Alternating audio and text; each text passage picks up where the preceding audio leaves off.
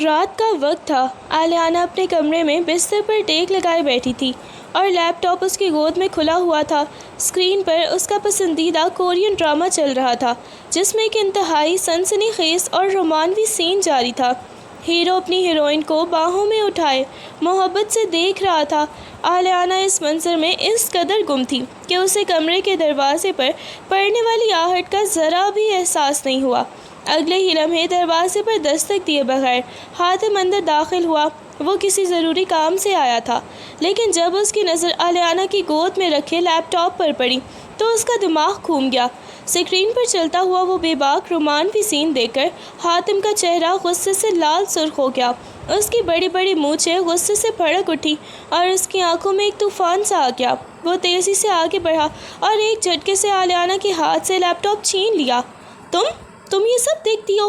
حاتم کی آواز غصے اور حیرت سے کانپ رہی تھی۔ تمہیں ذرا شرم نہیں آتی؟ ابھی تک تمہاری رخصتی بھی نہیں ہوئی اور ایسے بیہودہ چیزیں ابھی سے تم دیکھنے لگی ہو؟ آلیانہ جو اس ناگہانی حملے کے لیے بالکل تیار نہیں تھی، ایک دم ہڑبڑا گئی۔ وہ تو ہمیشہ ایسے سین آگے کر دیکھا کرتی تھی، مگر آج قسمت خراب تھی کہ بالکل عین موقع پر حاتم سامنے آ گیا تھا۔ وہ اندر سے گھبرا گئی، لیکن اپنی فطری ہٹ دھرمی کی وجہ سے فوراً خوف ظاہر کرنے کی بجائے دفاعی پوزیشن میں آ گئی۔ اس نے ہکلاتے ہوئے بولنا چاہا، مگر ڈر کے مارے کوئی بھی ڈھنگ کا جملہ منہ سے نہ نکلا۔ حاتم نے لیپ ٹاپ کی اسکرین پر غصے سے گھورتے ہوئے طنزیہ انداز میں کہا، واہ، موقع کا انتظار کر رہی تھی کہ شادی کے بعد کیا ہوگا؟ تم تو پتہ نہیں کہ اپنے بچوں کی کیا ہی تربیت کرو گی ایسی بیہودہ چیزیں دیکھ کر۔ آپ کو کیا مسئلہ ہے؟ جو مرضی دیکھوں میں، آلیانہ نے گھبراہٹ کو چھپانے کے لیے اکڑ کر کہا، مگر اس کی آواز میں کپکپاہٹ صاف محسوس ہو رہی تھی۔ حاتم نے اس کی بات انسنی کی اور لیپ ٹاپ کی ہارڈ ڈرائیو اور فولڈرز کھنگالنے لگا۔ لاؤ ادھر، یہ سارا کچرا ابھی ان انسٹال اور ڈیلیٹ کرتا ہوں میں۔ ارے یہ کیا کر رہی ہیں آپ؟ میری ایپ سوٹ رہتی ہے ابھی۔ میرا لیپ ٹاپ مجھے واپس کر دیں۔ آلیانہ بستر سے اٹھ کر اس کی طرف جھپٹی اور لیپ ٹاپ واپس کھینچنے کی کوشش کی، مگر حاتم نے لیپ ٹاپ کو اپنے ایک ہاتھ سے بلند کر کے دوسری سائڈ پر رکھ لیا اور غصے میں تپ کر بولا، واپس نہیں ملے گا۔ اب لگتا ہے تمہیں سبق سکھانے کے لیے اور سیدھا کرنے کے لیے مجھے رخصتی کی کوئی جلدی کرنی ہی پڑے گی۔ بہت سر چڑھ گئی ہو تم۔ آلیانہ نے غصے سے ایک طرف دیکھا، آنکھیں چھوٹی کی اور منہ بنا کر بولی، مجھے آپ جیسے سانڈ سے شادی نہیں کرنی، بڑی مونچھوں والے مرد ہیں آپ۔ حاتم نے غصے سے اپنے بازو سینے پر باندھے، ایک بھو اٹھائی اور طنزیہ مسکراہٹ کے ساتھ بولا، اچھا، تمہیں بڑی مونچھوں والے مرد سے شادی نہیں کرنی تو خیر سے نکاح تو ہمارا پہلے ہی ہو چکا ہے، اور رہی بات رخصتی کی تو وہ تو میں تم سے ابھی کے ابھی کر کے اس رشتے کو قانونی اور عملی طور پر پکا کر سکتا ہوں۔ آلیانہ اس کا یہ روپ دیکھ کر شرم اور گھبراہٹ سے بالکل لال ہو گئی۔ اس کا رنگ اڑ گیا جب حاتم نے ایک قدم اور آگے بڑھاتے ہوئے کہا، ابھی جو سین تمہارے اس لیپ ٹاپ میں چل رہا تھا وہی تمہیں پریکٹیکل کر کے دکھاتا ہوں۔ وہ تیزی سے اس کے اور قریب ہوا تو آلیانہ پیچھے ہٹنے لگی۔ وہ غصے اور بوکھلاہٹ میں بولی، مجھے آپ سے شادی کرنی ہی نہیں ہے، مجھے تو کسی کورین لڑکے سے شادی کرنی تھی۔ حاتم کی پیشانی پر بل پڑ گئے۔ اس نے غصے اور رشک کی ملی جلی کیفیت میں کہا، اچھا، ابھی تمہاری کورین شادی کرواتا ہوں میں۔ کہتے ہی اس نے بجلی کی سی تیزی سے آگے بڑھ کر آلیانہ کی کمر پر ہاتھ رکھا اور اسے کھینچ کر اپنے بالکل قریب کر لیا۔ اس کی آنکھوں میں آنکھیں ڈال کر روب دار لہجے میں بولا، کیوں نہیں کرنی مجھ سے شادی؟ کیا ہے ان کورین لڑکوں میں جو مجھ میں نہیں ہے؟ بولو۔ آلیانہ نے کانپتے ہوئے اپنے دونوں ہاتھوں سے اس کا سینہ دھکیلا اور منہ بنا کر بولی، آپ کی اتنی بڑی بڑی مونچھیں ہیں، وہ کتنے ہینڈسم اور کلین شیو ہوتے ہیں۔ حاتم میں کہہ کا لگائے بغیر نہ رہ سکا۔ اس کی گرفت آلیانہ کی کمر پر مزید مضبوط ہو گئی۔ تو کیا ہوا؟ مجھ پر تو شہر کی باقی لڑکیاں بھی جان دیتی ہیں۔ تو دیتی ہوں گی، میں تو نہیں دیتی نا؟ آلیانہ نے چڑھ کر کہا، مجھے آپ سے بالکل شادی نہیں کرنی۔ اس سے پہلے کہ آلیانہ مزید کچھ کہتی، حاتم نے ایک دم جھک کر اسے بازو میں اٹھا لیا۔ آلیانہ ہڑبڑا گئی اور اس کے سینے پر ہاتھ مارتے ہوئے بولی، یہ کیا بدتمیزی ہے؟ نیچے اتارے مجھے۔ جب حاتم نے اسے واپس بستر پر اتارا تو آلیانہ غصے اور شرم سے اتنی لال ہو چکی تھی کہ اس کا بس نہیں چل رہا تھا وہ زمین میں گر جائے۔ وہ ہانپتے ہوئے غصے سے چلائی، آپ بہت بے شرم ہیں، آپ کو ذرا شرم نہیں آتی؟ یہ کہتے ہوئے اس کی آنکھوں میں غصے اور بے بسی کے مارے آنسو آ گئے اور وہ روتے ہوئے بولی، نکلے میرے کمرے سے، باہر جائیں یہاں سے۔ حاتم دروازے کی طرف بڑھتے ہوئے رکا، پیچھے مڑ کر اسے دیکھا اور مسکرا کر بولا، تمہیں تو دوسروں پر الزام لگاتے ہوئے ذرا شرم نہیں آئی جو ایسی بیہودہ چیزیں دیکھ رہی تھی، اور جب شوہر قریب آیا تو سونے کی مورت بن گئی ہو۔ خیر اب جو مرضی کہو، میں صبح ہی گھر والوں سے تمہاری رخصتی کی حتمی بات کرتا ہوں، تیار رہنا۔ وہ یہ کہہ کر ایک طنزیہ مسکراہٹ کے ساتھ کمرے سے باہر نکل گیا اور پیچھے آلیانہ غصے سے پاگل ہو رہی تھی۔ حاتم ہنستا ہوا کمرے سے باہر چلا گیا اور اس کی ہنسی کی آواز ابھی ہال میں ہی گونج رہی تھی کہ تھوڑی دیر بعد کمرے کا دروازہ دوبارہ ہلکا سا کھلا۔ دروازے کی اوٹ سے یوسف نے ادھر جھانک کر دیکھا کہ آلیانہ کا غصے سے برا حال تھا، اس کے گال شرم اور غصے سے لال ہو رہے تھے۔ آلیانہ نے جب یوسف کو دیکھا تو فوراً غصے سے اس کی طرف متوجہ ہوئی اور بول پڑی، یوسف ذرا اپنے اس بڑے بھائی کو سمجھا لو، بہت ہی کوئی بدتمیز قسم کا آدمی ہے۔ یوسف نے دروازے پر ٹکتے ہوئے مسکرا کر پوچھا، ارے کیا ہوا، آپ کیا کہہ کر گئے ہیں اب بھائی جان؟ ویسے ہیں تو وہ آپ کے شوہر ہی۔ یہ کہتے ہوئے یوسف نے شرارتی انداز میں آنکھ کا کونا دبایا۔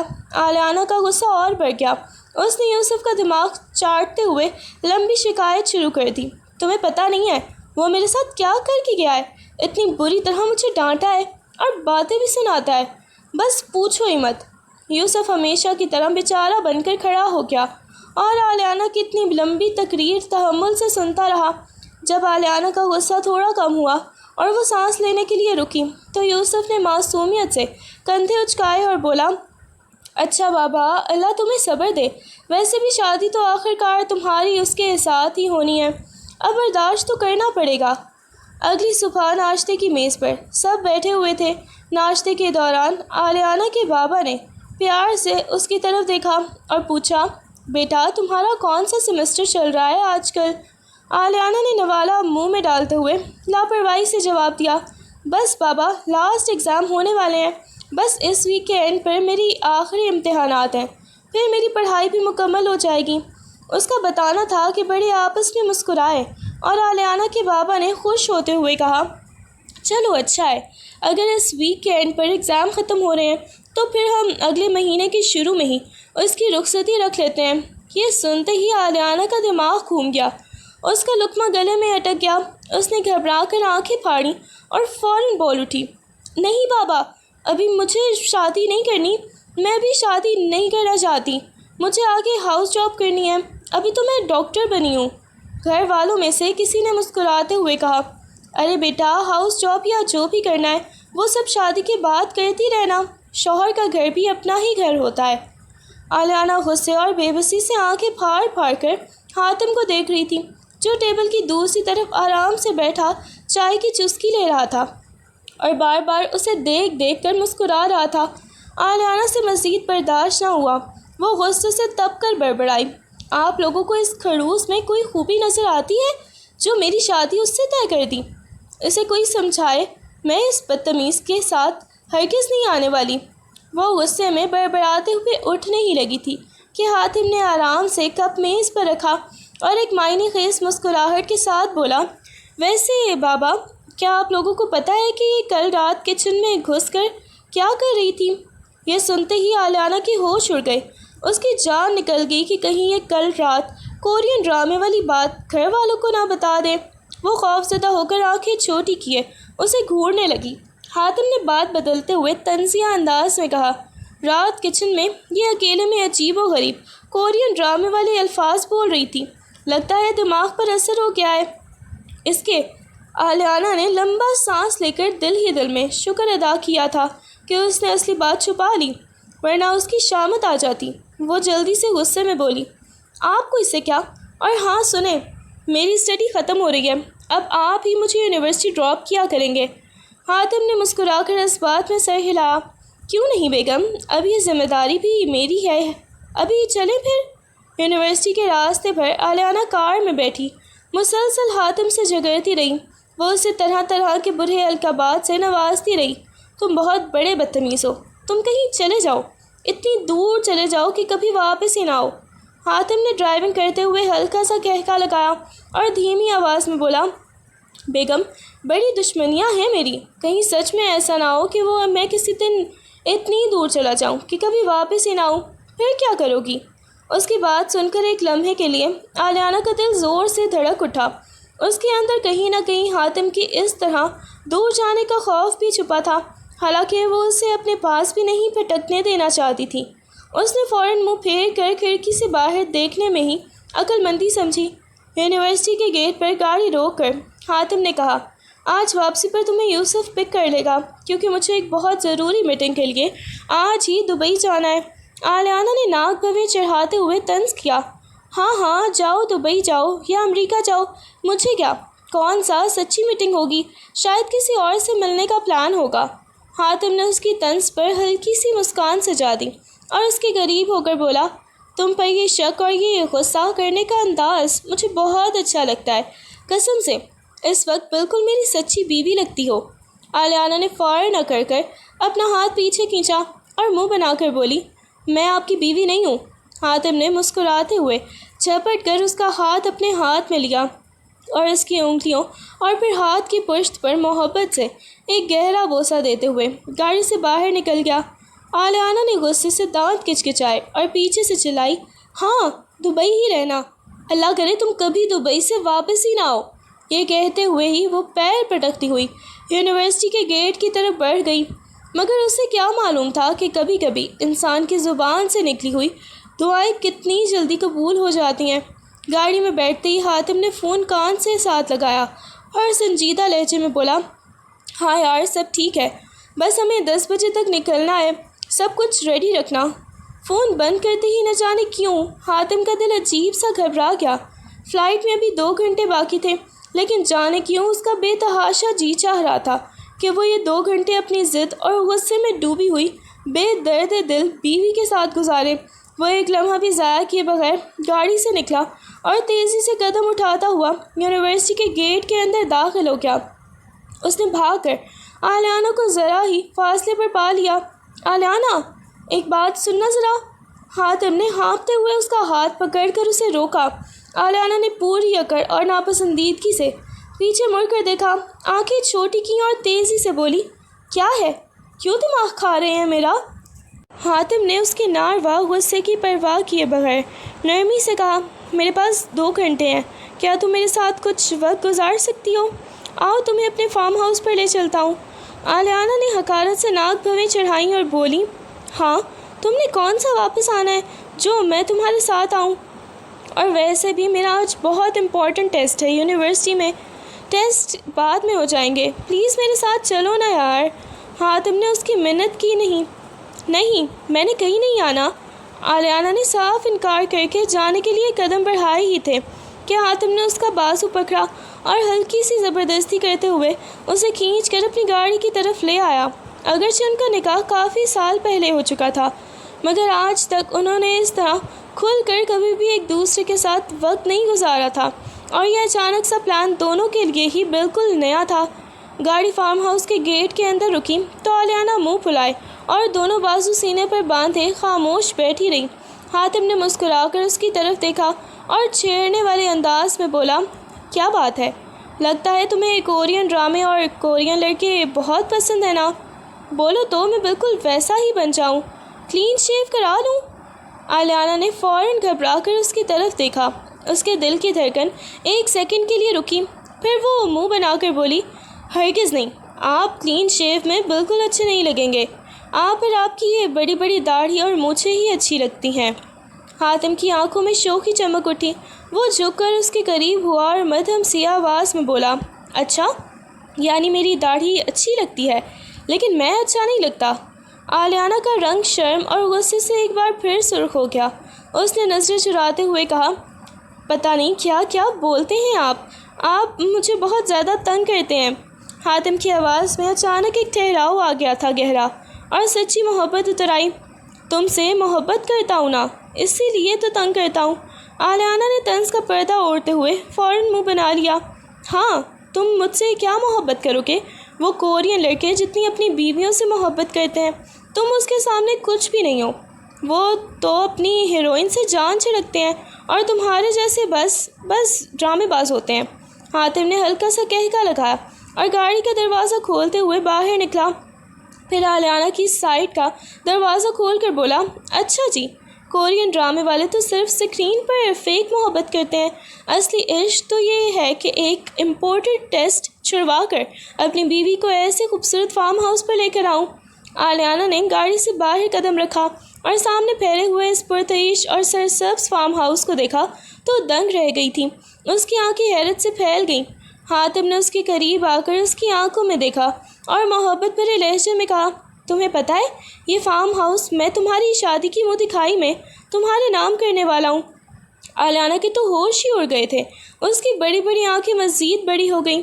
اس نے ہکلا کر پوچھا، سچ میں؟ آپ مذاق تو نہیں کر رہے؟ بالکل سچ میں۔ حاتم نے مسکرا کر اس بات میں سر ہلایا۔ بلکہ اب تو یہ فارم ہاؤس کیا، میری جان، میری سانسیں، میرا سب کچھ تمہارا ہی ہے۔ اب مجھے کسی اور منہ دکھائی کی ضرورت نہیں، کیونکہ میری سب سے بڑی دولت تو تم خود ہو۔ آلیانہ نے بے یقینی کے عالم میں اسے دیکھا۔ نکاح کو اتنے سال گزر جانے کے باوجود آج تک حاتم نے اسے اس طرح کبھی محسوس نہیں کروایا تھا۔ وہ ہر لمحہ، ہر منٹ اور ہر سیکنڈ اسے یہ باور کروانے میں لگا ہوا تھا کہ وہ اس کی زندگی کے لیے کتنی قیمتی اور خاص ہے۔ اس کے دل کی دنیا میں ایک ہلچل سی مچ گئی تھی۔ اس نے گھبراہٹ کو چھپانے کے لیے مصنوعی غصہ دکھایا اور بولی، آپ کا بس نہیں چل رہا کہ مجھے زبردستی خود سے محبت کرنے پر مجبور کر دیں۔ بہت چالاک ہیں آپ۔ حاتم نے مسکرا کر اس کے اور قریب قدم بڑھایا۔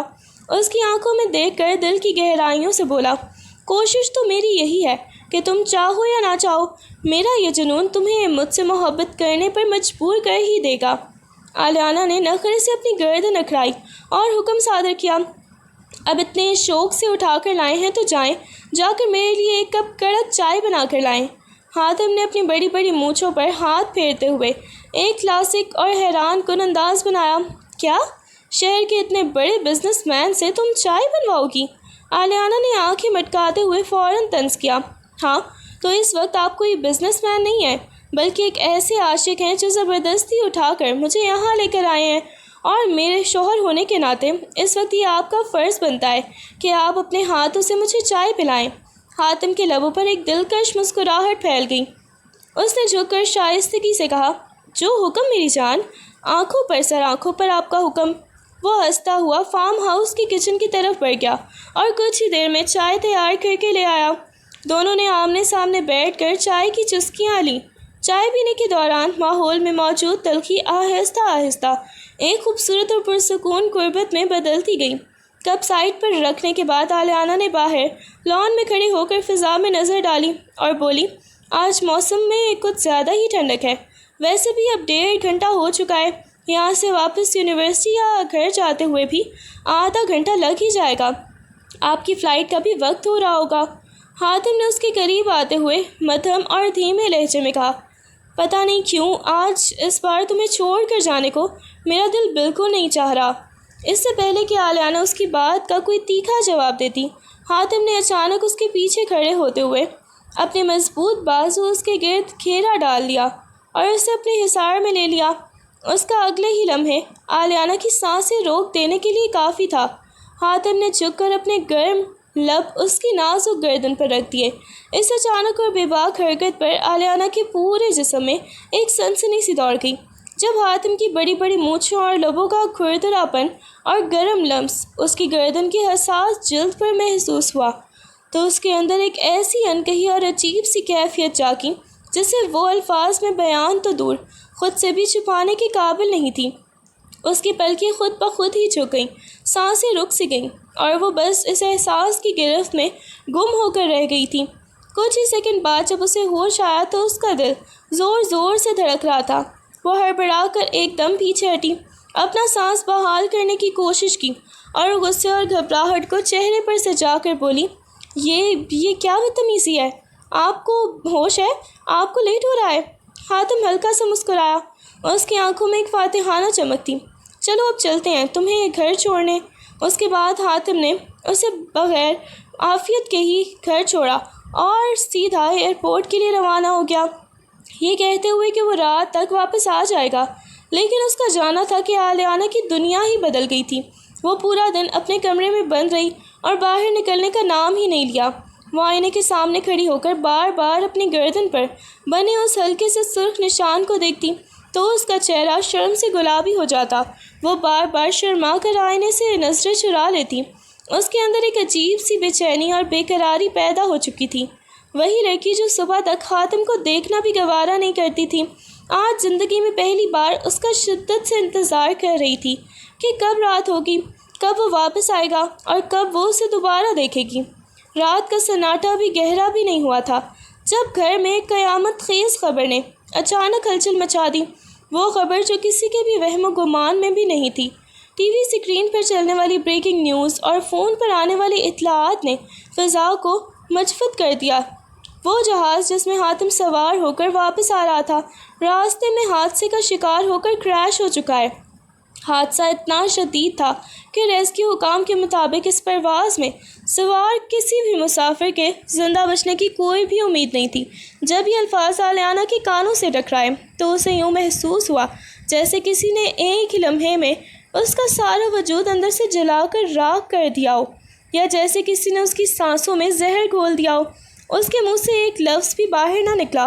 وہ وہیں کمرے کے بیچوں بیچ پتھر کی مورت بنی ساکت کھڑی رہ گئی۔ اس کی آنکھیں پھٹی کی پھٹی رہ گئیں اور وہ خالی نظروں سے ارد گرد موجود لوگوں کو ایسے دیکھنے لگی جیسے اسے اپنے ہی کانوں پر یقین ہی نہ آ رہا ہو کہ کیا واقعی ایسا ہو سکتا ہے؟ کیا وہ انسان جو چند گھنٹے پہلے تک اسی کے پاس تھا، جو اس کی زندگی کو اپنی محبت سے مہکا رہا تھا، اب اس دنیا میں نہیں رہا؟ کیا وہ اسے واقعی ہمیشہ کے لیے چھوڑ کر جا چکا ہے؟ اس کا دماغ جیسے سن ہو چکا تھا، لیکن اگلے ہی لمحے حاتم کے ساتھ گزارا کیا ایک ایک لمحہ، اس کا وہ زبردستی فارم ہاؤس لے جانا، اس کی وہ چھیڑ چھاڑ، اس کی محبت بھری باتیں، اس کی وہ مسکراہٹ، اور جاتے ہوئے وہ اس کی ایک ایک ادا اس کی آنکھوں کے سامنے فلم کی طرح گھومنے لگ گئی۔ وہ جملے جو اس نے صبح ہی سنے تھے اب اس کے ذہن میں گونج کر اسے پاگل کرنے لگے تھے۔ صبح تک جو شخص اسے دنیا کا سب سے بڑا کھڑوس اور بدتمیز لگ رہا تھا، آج اس کے جانے کی خبر نے آلیانہ کے دل کا وہ حصہ ہمیشہ کے لیے چھین لیا تھا جس کے ہونے کا اسے خود بھی احساس نہیں ہوا تھا۔ درد کی ایک ایسی لہر اس کے دل میں اٹھی کہ اس کا سانس لینا بھی محال ہو گیا اور اس کا اندرونی وجود ریزہ ریزہ ہو کر بکھر گیا۔ حادثے کے بعد آنے والا ایک ایک دن آلیانہ کے لیے کسی عذاب سے کم نہیں تھا۔ وقت جیسے وہیں کہیں رک گیا تھا۔ گزرتے دنوں کے ساتھ اس کی حالت دن بدن ہی بگڑتی چلی گئی۔ پورا ایک ہفتہ گزر گیا لیکن اس نے منہ میں پانی کا ایک قطرہ تک نہیں ڈالا تھا۔ وہ دن رات اپنے کمرے کے ایک کونے میں ہی گمسم بیٹھی رہتی، نہ کسی سے بات کرتی اور نہ ہی کسی کی آواز اس کے کانوں تک پہنچتی تھی۔ اس کی یہ حالت دیکھ کر گھر کا ہر فرد اندر سے ٹوٹ چکا تھا۔ حاتم کی والدہ کا تو صدمے سے برا حال تھا۔ وہ ہر وقت اپنے بیٹے کی یاد میں آنسو بہاتی رہتی اور روتے روتے اس کے بستر پر ہی سو جاتی۔ گھر کا پورا ماحول سوگوار اور افسردہ ہو چکا تھا۔ وقت پرواز کرتا رہا، ہفتے مہینوں میں بدلے اور بالآخر ایک پورا سال بیت گیا۔ 12 مہینے گزر جانے کے باوجود آلیانہ حاتم کی یاد اور اس کی محبت کے سحر سے باہر نہیں آ پائی تھی۔ اس کا دل آج بھی اسی حادثے کے ملبے کے نیچے دبا ہوا تھا۔ گھر والے اب اس کی اس تباہ ہوتی ہوئی زندگی کو لے کر شدید فکر مند تھے، خاص طور پر جب اس کی حالت میں کوئی بہتری نہ آئی تو گھر کے بڑوں نے آپس میں صلاح مشورہ کرنا شروع کر دیا کہ آلیانہ کی زندگی کو سنوارنے کا اب یہی واحد راستہ ہے کہ اس کی شادی حاتم کے چھوٹے بھائی یوسف سے کر دی جائے۔ جب یہ بات گھر میں چلی اور یوسف کے ساتھ اس کے رشتے کی باتیں ہونے لگیں تو آلیانہ جس سے پھٹ پڑی۔ گھر کا کوئی بھی فرد جب اس کے سامنے اس شادی کا ذکر کرتا وہ آپے سے باہر ہو جاتی، چیختی چلاتی اور گھر سر پر اٹھا لیتی، نہیں مجھے کسی سے شادی نہیں کرنی۔ وہ غصے اور آنسو سے بھرے لہجے میں پھٹ پڑی، میں ساری زندگی اس کی بیوہ بن کر رہنا چاہتی ہوں۔ اس کے گھر والوں نے اسے سمجھانے کی کوشش کرتے ہوئے کہا، آلیانہ ہوش کرو بیٹا، جب وہ زندہ تھا تب تو تم اس سے نفرت کرتی تھی، اس کے ساتھ شادی تک نہیں کرنا چاہتی تھی۔ اب یہ کون سی محبت ہے جو تم اس کے جانے کے بعد جتا رہی ہو؟ وہ جا چکا ہے، اب لوٹ کر نہیں آئے گا۔ تم اس کے انتظار میں اپنی پوری زندگی برباد نہیں کر سکتی۔ زندگی بہت لمبی ہے۔ آلیانہ غصے سے کانپتے ہوئے پھوٹ پھوٹ کر رو پڑی اور چلائی، مجھے کچھ نہیں سننا، مجھے نہیں پتا زندگی کتنی لمبی ہے یا چھوٹی، میں نے اسی کے نام پر جینا ہے اور اسی کی یاد میں زندگی گزارنی ہے۔ تم لوگ مجھے مجبور نہیں کر سکتے۔ سب کے کمرے سے جانے کے بعد آلیانہ اکیلی اس کمرے میں بند ہو گئی۔ وہ دیوار پر لگی یا البم میں رکھی ہوئی حاتم کی تصویر کو نکالتی، اسے اپنے سینے سے لگاتی اور پھوٹ پھوٹ کر روتے ہوئے اس سے باتیں کرنے لگتی۔ تم بہت برے ہو حاتم، وہ تصویر سے مخاطب ہو کر سسکیاں لے کر کہتی، تم نے جان بوجھ کر اس دن مجھے اپنے ساتھ فارم ہاؤس پر روکا تھا، جان بوجھ کر مجھے اپنے قریب کیا تھا، مجھے احساس دلایا تھا کہ تم مجھ سے کتنی محبت کرتے ہو، تاکہ میں بھی تم سے محبت کرنے پر مجبور ہو جاؤں۔ تم نے ایسا کیوں کیا؟ جب تمہیں مجھ سے اتنا ہی عشق تھا تو تم مجھے اکیلا چھوڑ کر کیوں چلے گئے؟ کیوں چھین لیا مجھے اپنے آپ سے؟ وہ تصویر سے لڑتی، اس سے شکوے کرتی اور پھر اسے اپنے سینے میں بھینچ کر بچوں کی طرح سسکیاں بھرنے لگتی۔ اس کے دل کا یہ درد اور پاگل پن اب اس کی زندگی کا واحد سچ بن چکا تھا، جہاں حاتم کی یادیں ہی اس کا آخری سہارا تھیں۔ گھر والے پھر بھی اپنی سی ضد پر اڑے ہوئے تھے اور کسی نہ کسی طرح اس رشتے کو جوڑنے کی امید بھی لگائے بیٹھے تھے، لیکن آلیانہ کا دل تو جیسے کسی اور ہی دنیا میں قید ہو چکا تھا۔ رات کا پچھلا پہر تھا جب گھر کے باقی افراد سو چکے تھے۔ آلیانہ دبے پاؤں چلتی ہوئی یوسف کے کمرے کی طرف گئی۔ دروازہ ہلکا سا کھلا تھا اور اندر روشنی مدھم تھی۔ یوسف ٹاکنگ چیئر پر سنجیدہ سا بیٹھا ہوا تھا، کسی گہری اور بوجھل سوچ میں گم۔ جب سے حاتم کا انتقال ہوا تھا یوسف بالکل بدل چکا تھا۔ وہ ہنستا مسکراتا شرارتیں کرنے والا لڑکا اب جیسے کہیں کھو سا گیا تھا۔ اس کا زیادہ تر وقت اب اپنے کمرے کی تنہائی میں یا پھر کاروبار کو سنبھالنے میں گزرتا تھا۔ اس کے چہرے کی وہ رونق اور ہلکا پن ختم ہو چکا تھا اور اس کی جگہ ایک بڑی ذمہ داری اور اداسی نے لے لی تھی۔ آلیانہ آہستگی سے اندر داخل ہوئی اور سیدھا یوسف کے پاس جا کر اس کے گھٹنوں کے پاس زمین پر بیٹھ گئی۔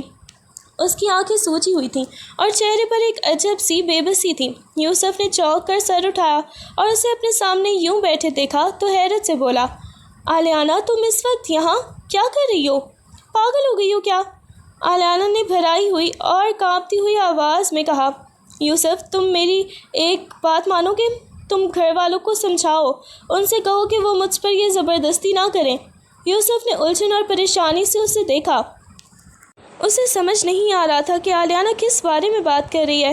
اس نے دھیمی آواز میں پوچھا، کیا کہنا چاہتی ہو تم؟ صاف صاف بتاؤ، کون سی بات سمجھاؤں گھر والوں کو؟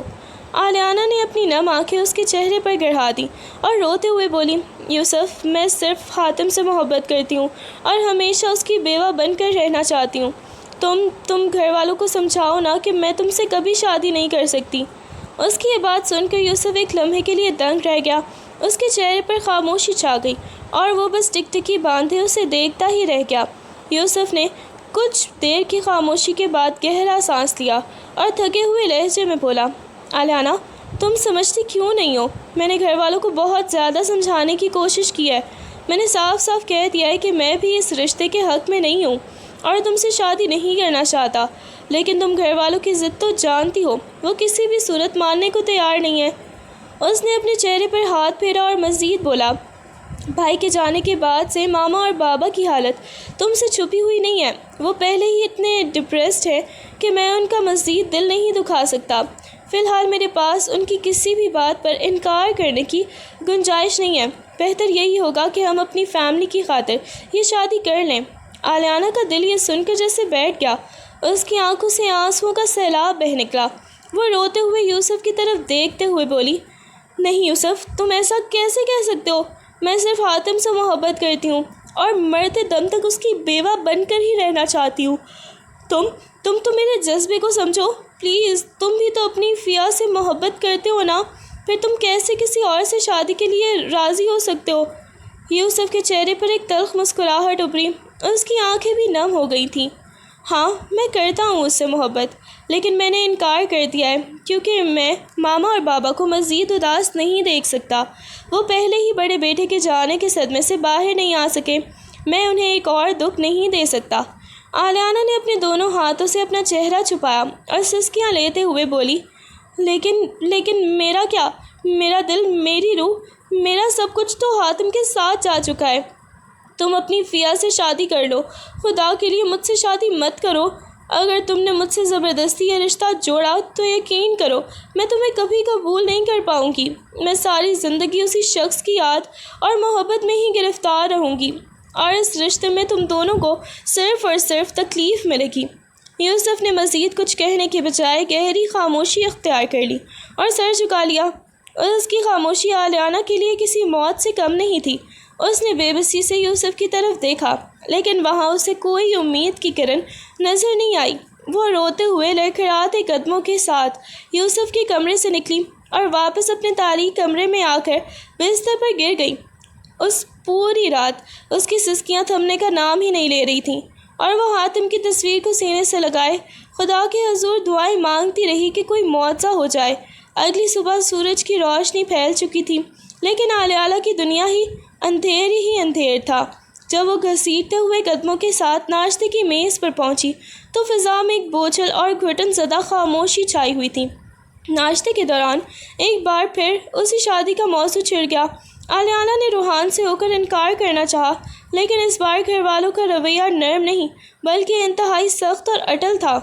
آلیانہ کے بابا نے بھی چائے کا کپ میز پر رکھا۔ ان کی آنکھوں میں سختی اور بے بسی کی ایک عجیب سی لہر تھی، اور انہوں نے وہ آخری جملہ کہہ دیا جس نے آلیانہ کے پاؤں تلے سے زمین کھینچ لی۔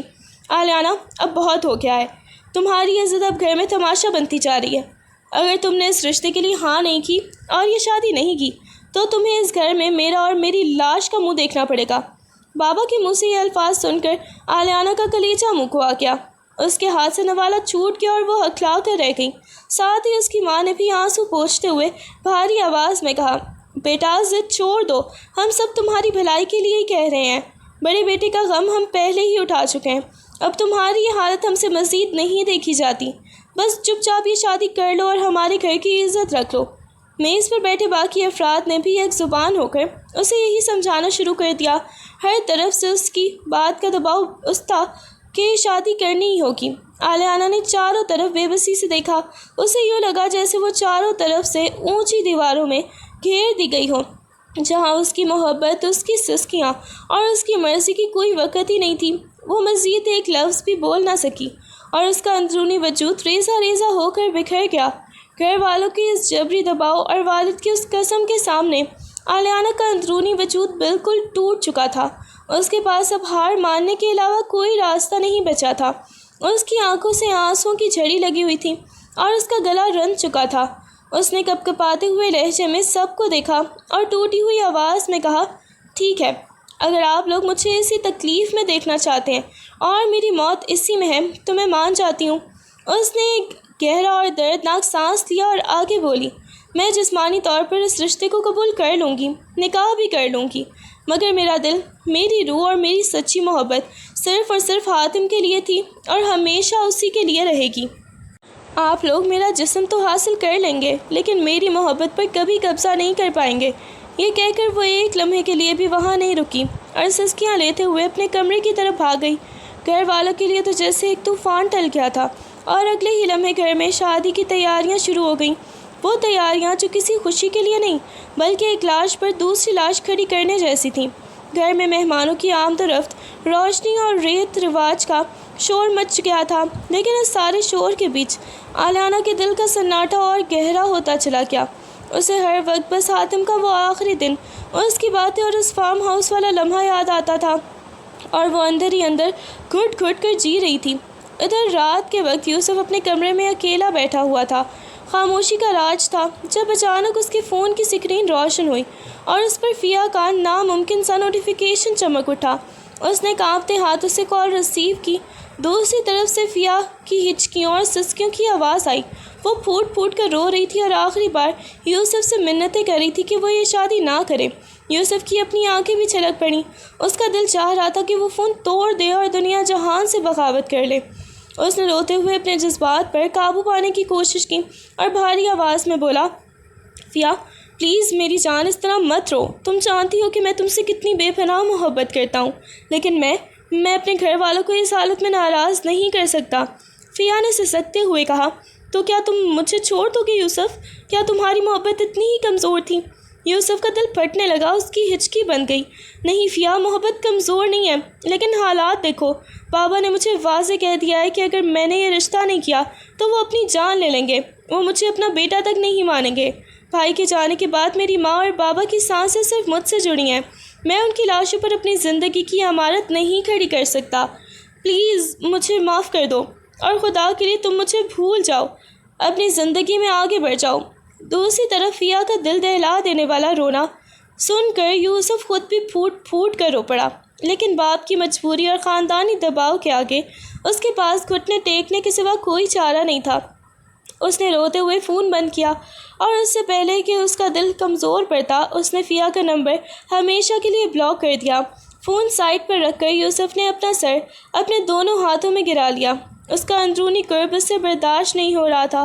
وہ اپنے کمرے کی اداس دیواروں کو دیکھ کر خود سے ہی بڑبڑایا، آنکھوں سے آنسو گراتے ہوئے دل ہی دل میں بولا، کاش حاتم بھائی آپ اس دن دبئی نہ جاتے، کاش آپ کبھی نہ مرتے، تو آج ہم سب پر یہ قیامت نہ ٹوٹتی، نہ آلیانہ اس طرح گھٹ گھٹ کر جیتی، اور نہ ہی مجھے اپنی محبت کا یوں گلا گھونٹنا پڑتا۔ شادی کی تاریخ تیزی سے قریب آ گئی، اور دیکھتے ہی دیکھتے مہندی کا فنکشن بھی آ پہنچا۔ گھر میں روشنی اور ڈھولک کی تھاپ کا شور تھا، مہمانوں کا ہجوم تھا، مگر اس ماحول کے بالکل برعکس آلیانہ کے اندر ایک قیامت برپا تھی۔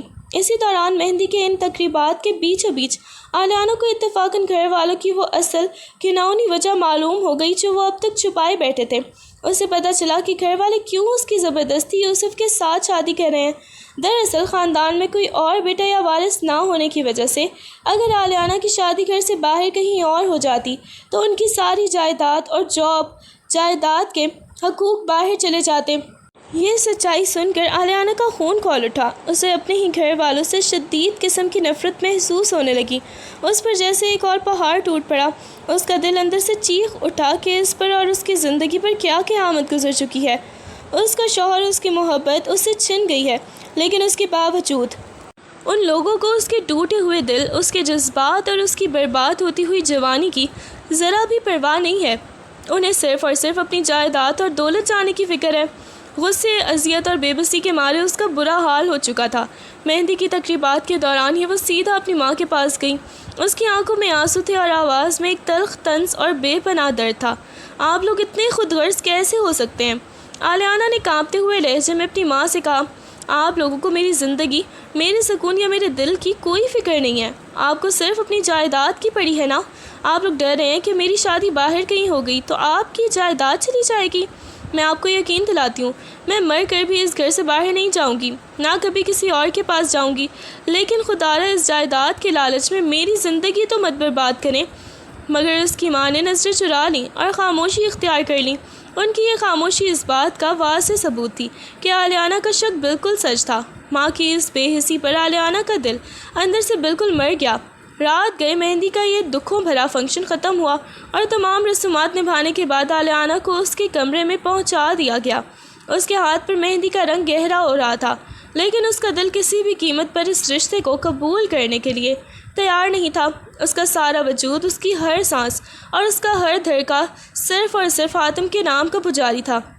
وہ اکیلے کمرے میں بیٹھی تھی اور اس کے دل و دماغ میں بس حاتم کا چہرہ، اس کی باتیں اور اس کا عشق گونج رہا تھا، جہاں کسی اور کے لیے کوئی جگہ نہیں تھی۔ مہندی کے بھاری اور شاندار لباس میں ملبوس آلیانہ اپنے کمرے کے ڈریسنگ ٹیبل کے سامنے گمنام سی بیٹھی تھی۔ اس کے ہاتھوں پر رچی مہندی کا گہرا رنگ اس کی تقدیر کے اندھیروں کا مذاق اڑا رہا تھا۔ وہ خالی نظروں سے آئینے میں دیکھ رہی تھی کہ اچانک اس کے دل کی دھڑکنیں ایک لمحے کے لیے رک گئیں۔ آئینے کے شیشے میں اسے اپنے پیچھے کسی کا عکس دکھائی دیا۔ اس نے دھڑکتے دل اور لرزتی ہوئی پلکوں کے ساتھ آئینے میں اس عکس کو دیکھا۔ وہ کوئی اور نہیں، خود حاتم تھا۔ آلیانہ کا سانس جیسے گلے میں اٹک گیا۔ اسے لگا کہ یہ اس کی تخیل کا دھوکہ ہے یا اس کی پاگل ہوتی ہوئی روح کا کوئی وہم۔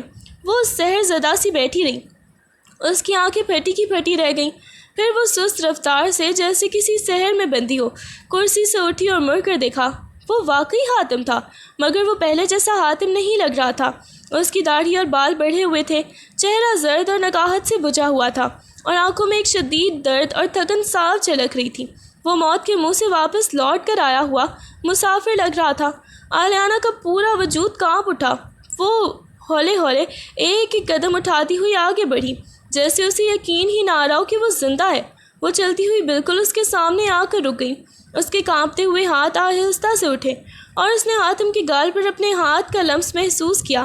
جب اس کی انگلیاں حاتم کی گرم جلد سے ٹکرائیں تو اس کی سسکیاں نکل گئیں اور وہ روتے ہوئے لرزتے ہونٹوں سے بڑبڑائی، حاتم، کیا تم سچ میں ہو یا یہ میرا کوئی خواب ہے؟ حاتم نے اپنا گرم ہاتھ اس کے ہاتھ پر رکھا اور اگلے ہی لمحے آلیانہ پھوٹ پھوٹ کر روتی ہوئی دیوانہ وار اس کے سینے سے چمٹ گئی۔ اس نے حاتم کو اس طرح اپنی باہوں میں بھینچ لیا اور اتنی شدت سے دبوچ لیا جیسے وہ ڈر رہی ہو کہ اگر اس نے ذرا سا بھی ڈھیلا چھوڑا تو وہ ایک بار پھر دھوکہ دے کر ہوا میں غائب ہو جائے گا۔ اس کے آنسو حاتم کے کپڑوں کو بھگو رہے تھے اور وہ سسکیاں لیتے ہوئے ہکلاتے ہوئے بول رہی تھی، تم تو مر گئے تھے نا، تم مجھے چھوڑ کر چلے گئے تھے، تم جھوٹے ہو، تم نے اس دن کہا تھا کہ تم رات تک واپس آؤ گے، پھر تم اتنی دیر سے کیوں آئے ہو؟ بتاؤ مجھے۔ وہ غصے اور بے پناہ محبت کے عالم میں روتے ہوئے اس کے سینے پر اپنے چھوٹے چھوٹے مکے برسانے لگیں۔ کیوں کیا تم نے میرے ساتھ ایسا؟ کیوں مجھے ان لوگوں کے رحم و کرم پر چھوڑ گئے تھے؟ حاتم نے اس کے دونوں بازوؤں کو تھاما اور پھر اس کا چہرہ اپنے دونوں ہاتھوں کے پیالے میں بھر لیا۔ اس کی اپنی آنکھیں بھی چھلک پڑی تھیں، لیکن ان میں ایک گہرا جنون اور عشق ناچ رہا تھا۔ اس نے دیواروں کی طرح جھک کر آلیانہ کے ماتھے پر، اس کی پلکوں پر اور اس کے آنسوؤں سے بھیگے ہوئے گالوں پر اندھا دھند بوسے دینے شروع کر دیے، جیسے وہ اس کی ایک ایک سسکی کا حساب چکانا چاہتا ہو۔ وہ پاگلوں کی طرح ہانپتے ہوئے محبت سے بولا، پاگل میری جان، تم کیسے سوچ سکتی ہو کہ میں تمہیں چھوڑ کر جا سکتا ہوں؟ کیسے کسی اور کے ہونے کا سوچ بھی لیا تم نے؟ تم صرف میری ہو، صرف میری۔ اس کا ہر ایک لفظ اور ہر ایک بوسہ آلیانہ کے بکھرے ہوئے وجود کو سمیٹ رہا تھا، اور کمرے کے اس اندھیری رات میں صرف ان دونوں کی سانسیں اور ان کا عشق گونج رہا تھا۔ آلیانہ کے کمرے سے آنے والی رونے، چلانے اور سسکیاں بھرنے کی آوازیں اتنی بلند تھیں کہ دیکھتے ہی دیکھتے پورے گھر کی نیند اڑ گئی۔ باہر گلی محلوں اور گھر کے اندر کوہرام مچ گیا کہ آخر اس وقت رات گئے آلیانہ کے کمرے سے یہ آوازیں کیسی آ رہی ہیں؟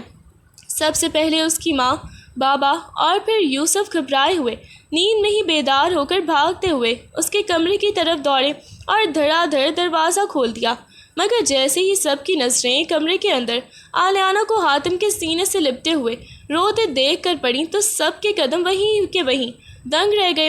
سب کی آنکھیں پھٹی کی پھٹی رہ گئیں اور وہ اپنے حواس پر قابو نہ رکھ سکے۔ کسی کو یقین ہی نہیں آ رہا تھا کہ جو شخص 1 سال پہلے اس دنیا سے جا چکا ہے وہ آج زندہ ان کے سامنے کھڑا ہے۔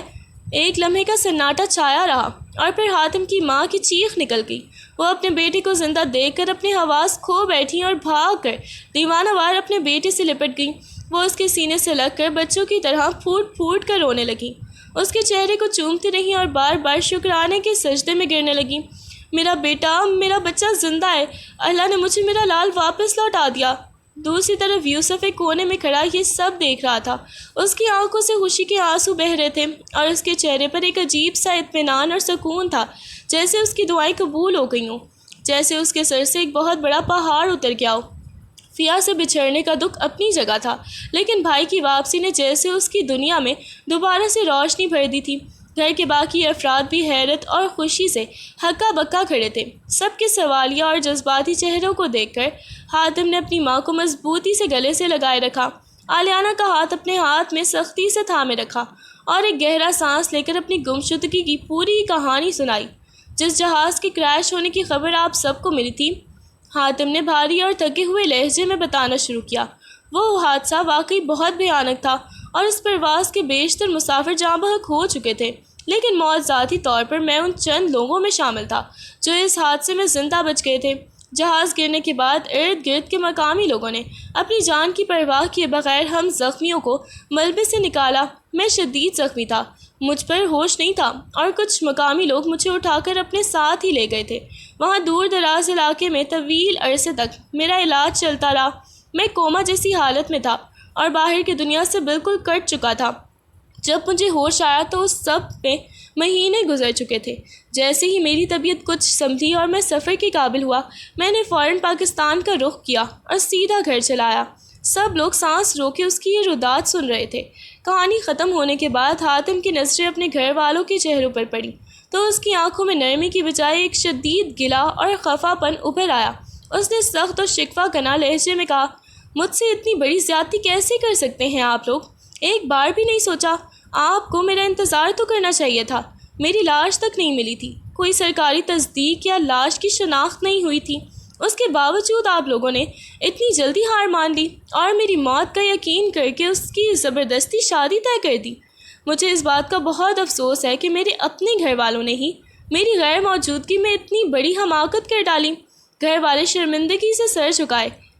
ماں نے روتے ہوئے معافی مانگنی چاہی تو حاتم نے ہاتھ اٹھا کر انہیں روک دیا، کیونکہ وہ اس وقت کسی بحث کے موڈ میں نہیں تھا۔ اس کی تمام تر توجہ صرف اور صرف اس لڑکی پر تھی جو ابھی تک اس کے بازوؤں کے حصار میں سسکیاں بھر رہی تھی۔ اس رات اس طوفان کے تھمنے کے بعد حاتم نے پوری رات عالیانہ کو اپنے سینے سے لگائے رکھا۔ وہ دونوں ایک دوسرے کی باہوں میں گھنٹوں روتے رہے، اپنے اندر کا سارا درد، سارا خوف اور 1 سال کا وہ اذیت ناک خلا مٹا رہے تھے۔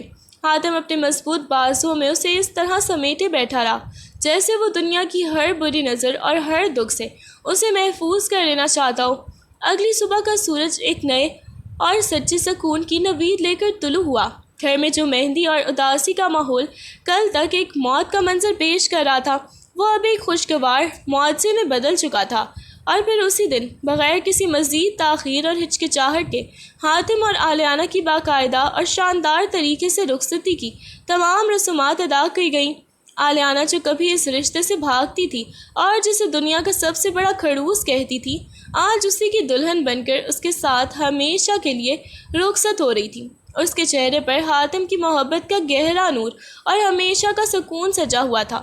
وہ دونوں ایک نئی اور خوبصورت زندگی کی طرف قدم بڑھا چکے تھے، جہاں اب نہ کوئی جدائی کا ڈر تھا، نہ کوئی زبردستی کا اندھیرا، بس ایک دوسرے کا ساتھ اور تا حیات اٹوٹ محبت تھی۔